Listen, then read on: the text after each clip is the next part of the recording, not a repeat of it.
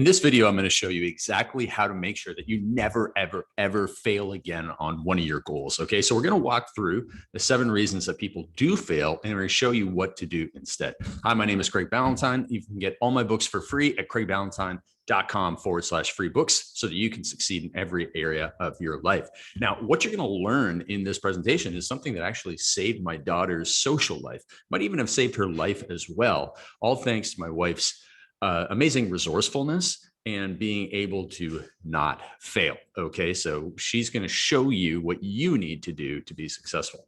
Now, every single year, there's over 85,000 self-development and personal development books that are written and published. And now this does not include all the free ebooks that are out there on people's websites. This doesn't include the millions of YouTube videos that are uploaded. So there's all this information in the world, and yet so many people are still struggling and even failing at their goals. And it's because of the 7 reasons that I'm going to share with you right now, starting with number 1, which I know is not you because you're here watching this video, but people are lazy. Okay, that's the first reason people don't succeed at everything. Listen, some of these are brain dead obvious, and some of them are going to be a little bit more complex, but most people are too lazy to seek help, right? They have a problem, they're just not willing to do anything about it. And those that do know the solution are too lazy to do the work. Listen, everybody knows that if you want to be in great shape and have big muscles, have 6-pack abs, you got to go to the gym. And if you don't know that, then there's no help for you at all. But you know that you need to go to the gym, and most people just don't go to the gym. Okay, maybe they have a membership. They were, busy enough or productive enough to buy the membership, but they're too lazy to go to the gym. So that's a basic one. You're too lazy to seek help, or they're too lazy to actually do the work. You can't really help those people. But again, that's not you. The second thing is where this might be one of your problems, and that people are naive. They don't even know that there's a solution out there. So Donald Rumsfeld, I think he's dead, old white politician guy, he once said that there are known unknowns. There are things that we don't know. And then there are unknown unknowns. So there are things we don't know that we don't know. And this is where people are naive. Okay, so that people don't even think that a solution out there exists for their problem. And so they don't bother to look. And that's really frustrating because there are so many solutions out there to problems. Whether it's you want to lose weight, there's obviously going to be solutions for that. Whether you want to make money, whether you want to grow your Instagram, whether you want to improve your sales. If you sit there and think, oh, there can't possibly be any solutions for that, then that's a reason why some people struggle for success. Now, even when it comes to stuff like what we're learning as new parents, like we have had and hired a lactation consultant who helped solve a huge problem for our family. So our little daughter, she was born tongue-tied, and this lactation consultant came in and said, oh, well, the baby's having a problem latching on, which means it's going to be uncomfortable for mama, and it's not going to be effective for the baby. And furthermore, in several years from now, the baby's going to have difficulty with their speech. So we need to fix this problem now. Now, if my wife wasn't as resourceful as she is, if she hadn't gone out and hired this person for a problem, if she just said, oh, there's no way that anybody, could help with this, I got to figure it out on my own, then we would be in a very bad situation. It would be with frustrated mama and frustrated daughter. Now, just to prove that people are naive on this is after I shared this story, one of my clients sent me an email. This is a very successful lawyer who, when she was born tongue-tied, and it was possible for her to breastfeed. She was sick all the time, and she had a horrible speech impediment for the first 12 years of her life because her parents were naive and didn't believe that there was a solution out there until this woman, when she was 12 years old, showed her resourcefulness and went out there and fixed the problem on her own because she was not naive. She believed that there was a solution out there. So if you don't have the resources, you must get resourceful, but you can't be naive. If you have a problem, you need to go and start searching for the solution today. Okay, because there is an answer for everything out there. Everything, as Marie Forleo says, that's the title of her book, is figure outable. Okay, everything is figure outable. So don't be naive. Seek and ye shall find, and your life will get a whole lot better. Next, the third thing is that people are cheap. Let's be brutally honest. Money solves problems. And most of us actually do have enough money to solve the problems that we need to solve. It's just that we have a problem up in our brains. Now, I was once like that. Okay. If you're cheap, I was once like you. If you're not cheap, You don't know what I'm talking about, but I was once too cheap to solve my own problems. I thought I could figure everything out on my own, which is the next problem as well. So take a look at what you're doing in your life. Are you editing your own videos for your marketing efforts? Are you cutting your own lawn? Are you running to the grocery store and doing your own laundry and doing all these things, running errands, doing customer service in your business? And you're doing that to save money, but you're stepping over dollars to pick up dimes. You're stepping over dollars to pick up dimes when you're too cheap. Because if you paid somebody to solve your problem, they will do it faster and better because they're an expert than you could possibly do it on your own. Take, for example, the editing of videos. You don't know how to edit videos. Okay. You're learning, you're watching some YouTube videos and learning how to edit a video. So it's taking you about 10 times as long as it would take somebody that you go and find on Upwork.com. And the person on Upwork.com is an expert. So no matter how good of a job you do after watching 10 hours of YouTube videos, you'll never do as good of a job as a professional. The cool thing about Upwork is you can go across the world, find somebody who lives in Bulgaria or India, where a few dollars is a lot of money to them. They'll edit the video for you in a professional manner, and it will save you a ton of time. And you will stop stepping over dollars to pick up dimes. So when you have a problem, don't be too cheap to solve it. You have the money. You probably don't not have the money. Most of your problems in life are not that expensive to solve. Now, listen, I once got a hair transplant. I got 2 of them actually. That was an expensive problem that I solved. Not everybody can afford a hair transplant, but everybody who's watching this can afford to get somebody to edit their own videos or do their customer service. Otherwise, your business will never grow. And the problem is you don't have the right money mindset. Okay. You've got golden handcuffs, you've got money sitting in the bank. You're too cheap to spend it. And that's going to hold you back forever. And really, there's no solution for it other than investing a little bit, seeing that other people can do a good job, and letting go of being cheap. Because again, those golden handcuffs will hold you back forever. You need to invest in yourself. The people that are most successful invest in themselves. Okay. They buy back time, they buy speed so that they get more results faster, right? That's how Elon Musk is able to afford to run all those companies, as he buys the best engineers and developers out there so that he can solve his problems. The last thing I need to say about this is that you are not put here on this earth to do the little things. You are not put here on this earth to run to the UPS store, the FedEx store, or to mow your own lawn, or to edit your own videos. That's not what you were put here to do. Again, you're not very good at these things in the first place. So clearly you were not put here to do that. You need to become the Oprah of your business and think, what would Oprah do if she was running my business? Yeah, she wouldn't be going to the UPS store. She would get somebody else to do it. She wouldn't be editing her videos. She'd find the best person to edit the videos, and then she would go out and do her magic and give that magic to the person to put in the editing of the videos. All right. So don't be cheap. Another thing you cannot be is stubborn. It's another Craig Ballantyne weakness. Okay. When I was just starting in my entrepreneurial career and I cracked the 6-figure code, I needed to get a coach. But I waited 3 years too long because I was stubborn and I thought, oh, I can just figure this out myself. I didn't set my ego aside. And man, that held me back. It took me 3 years to get a coach. When I got a coach, my results went through the roof. And if you look back on that now and go, well, imagine if you got a coach 3 years earlier, like that would have been exponential compounding.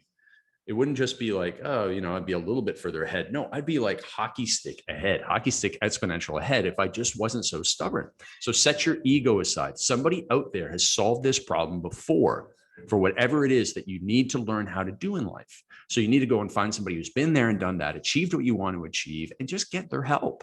And it will help you get ahead faster. And that will stop you from continuing to fail in life. So ask for help. You want somebody who has been there and done that, who's achieved what you want to achieve, and who shares your morals and ethics, and who can provide you with references, and who has a good rapport with you. And you have all those things. That's how you find your coach, your mentor, who's going to get you to the next level. The 5th place that people fail is that they are unconvincing.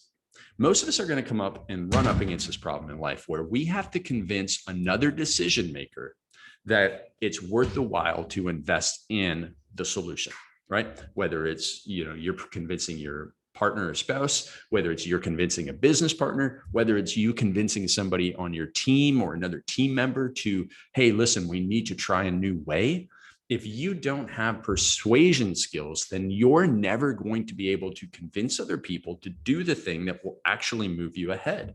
So this is actually not a money issue. This is you simply going through Robert Cialdini's Influence. It's going through Sell or Be Sold by Grant Cardone. It's learning sales skills, even, learning from the Wolf of Wall Street, whether or not you agree with the guy or like the guy. He does have some stuff that keeps you on the straight line to success, as he talks about in his sales method. And you need to learn these skills, and that way you become a more convincing, more persuasive person through the mastery of language and communicating, so that you can get people on board with your ideas that are the right ideas to solve the problems that you have. And you and your team will not fail when you are able to persuade other people. The sixth mistake that people make is that there's a problem-effort mismatch. A problem-effort mismatch. Have you ever known somebody, like maybe it was a business person, a real estate person, one of your friends whose marriage was crumbling, and they were putting all their effort into, starting a triathlon, like doing triathlons or improving their golf game or losing weight or, playing poker or whatever. It's like, you have this, level 10 problem here. Your marriage is failing and you're putting a level 2 effort into it, but you have this, level 2 problem of getting better at poker or golf or whatever, and you're putting level 10 effort into it. And I got my arms in the wrong spot. It's a level 2 problem. You put a level 10 effort into it. So think about in your own life, what's the biggest problem in your life? The level 10 problem. Are you putting a level 10 effort into your level 10 problem? Are you matching that? Most people are not. Their problem is really big and they're putting in kind of a half-baked effort into it. And you'll never, ever solve your problems that way. You absolutely positively have to put that level 10 effort into a level 10 problem if you are actually going to solve it. If you want to write a book and you're putting a level 2 effort into it and writing like 100 words a week, you'll never write the book. If you want to start a business and you're not actually paying attention to your finances, you aren't doing the hard work, you aren't learning how to sell, you aren't doing the right things, you'll never achieve it. And I see this all the time with personal trainers. I used to see this, Bedros Keuilian used to run this event called Fitness Business Summit. I would speak in front of 1,000 personal trainers. And it was interesting because these personal trainers were often broke. And so their problem was money, right? Their problem was they were not able to sell. They were not able to get leads. It was their level 10 problem. And you actually looked at what they were putting their level 10 effort into was they were, focusing on workouts, certifications, getting in great shape, doing another fitness competition. They were putting all their effort into a level 2 problem. They were already in good shape. They didn't need to get into better shape. What they needed to do was take their level 2 effort into sales and marketing, crank it up to a level 10 and solve their level 10 problem, which was that they were broke as a joke. So make sure that you are matching the level of your effort to the level of your problem.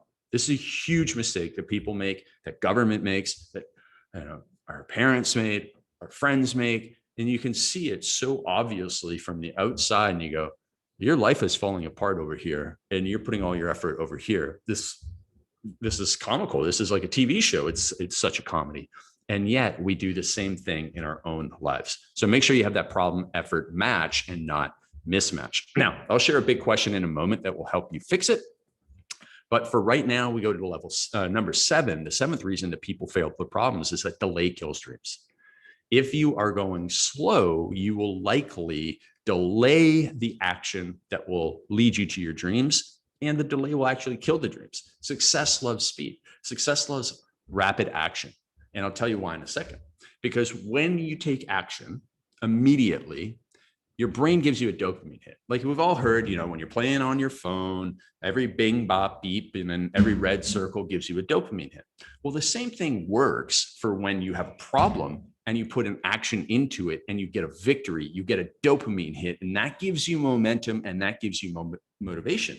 So boom, boom, boom, boom. Instead of us bing, bang, boom, and zip, zap, zapping around with our phones and just getting alert and notification after another, now, when we actually take action, we want to keep going on it. And you know this from like the days that you haven't wanted to do a workout, right? You just go do my warm up and, warm up, dopamine hit. Okay, next set, dopamine hit, momentum, motivation. Next thing you know, you have a great workout. And it's the same with solving your problems, whether they're in your business or in your personal life. If you identify the problem and you identify the first step and you take action, you get the dopamine hit.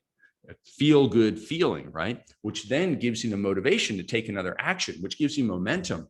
And now all of a sudden, instead of pushing the rock up the hill, you're pushing the snowball down the hill, gathering momentum, and boom, you knock that problem out of the park. So the solution comes down to starting with this first question. What is the first step that you can take right now to fixing the problem? If you are failing on a goal and you know where you want to get to, what is the first step that you can take up that incline, right? What is the first step that you can take to fixing this problem? And I remember when I first asked this question, I had a client, a good friend of mine, a doctor that I've known since I was his personal trainer in 1998. And I honestly can't remember what he and I were talking about. I think it was him moving across the country and deciding, on this new medical job, this new hospital job. And he was like, I'm not sure about this one. I'm not sure about this one. I said, what's the first thing that you can do right now to help you figure out this decision? And I remember saying that and him lighting up and going, oh, you're right. I just need to, first of all, I need to compare this and this, or I need to get this information from this person. And so, he's spinning his wheels, not doing anything. And he's sitting there in inertia and just, this is partly where my action beats anxiety, work beats worry, motion beats meditation, right? Like if you're sitting there and you're stewing and you're going, oh, I don't know, blah, blah, blah, you're just going to get more frustrated. But if you're like, okay, I don't know because I don't have this information. That information is easy for me to get. All I need to do is email this person or go to this website and, collect this information. And now I can start to make the decision. I can start to develop my hypothesis for this or whatever it is. So just think, what is the first step to fixing your problem? And in most cases, it's emailing somebody, it's calling somebody, it's gathering information and starting to organize your thoughts around something. And it's all very easy to do. And when you do that, you get the dopamine hit, which leads to another action, which leads to momentum, which leads to the motivation to keep on coming back and doing more. So just think about your big problem, your level 10 problem right now. And think to yourself, what's the first step that I can take to fixing this, to making it figure outable and moving ahead in that direction? And when you do that, you're going to knock away those 7 mistakes and failures and reasons why you're not succeeding. And it's going to start to make progress on your goals. So, my friend, I say to you, what is the first step to fixing this problem? And then we go and we build that plan out, because what that small step can take you right now for a big victory and a dopamine hit, that's going to give you clarity. That first question just gives you clarity about, oh, what's the first step? Oh, I'm very clear on what that first step is. Now it gives you the impetus to be even creative about solving the next step. And it gives you that progress. And that's what's going to do and move you ahead. So you repeat that cycle daily until you win, and you focus on it. Follow one course until successful. That is what you need. All right. In my books, in The Perfect Week Formula and Unstoppable, I dive deep on the 90-day plan and really going and figuring out, okay, well, here's the first step. Then what do we do in the next step and the next step and the next step? So I would grab all of those books at craigballantyne.com/free books and start diving deep into the 90-day planning. And that will really, really help you overcome the obstacles that are in your way so that you don't let those 7 reasons hold you back from anything ever again. So grab those books at craigballantyne.com/free books and let me know how this has helped you. All right. See you in the next video.